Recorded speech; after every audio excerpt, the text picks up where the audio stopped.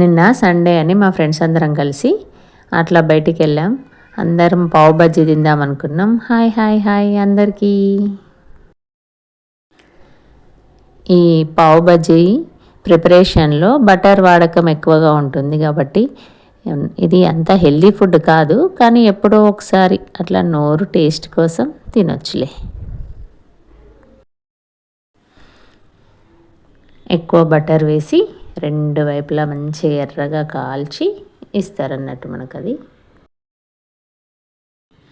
అసలు ఈ పావ్ బాజీలో అస్సలు స్పెషల్ ఇది.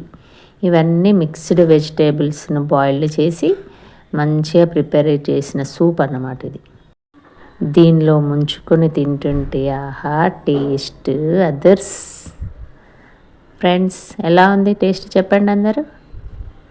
నచ్చిందా లేదా? ఊదుకుంటూ తింటారు మా వాళ్ళు. ఏం చెప్తారో చూద్దాం. సూపర్ అట అదిగా.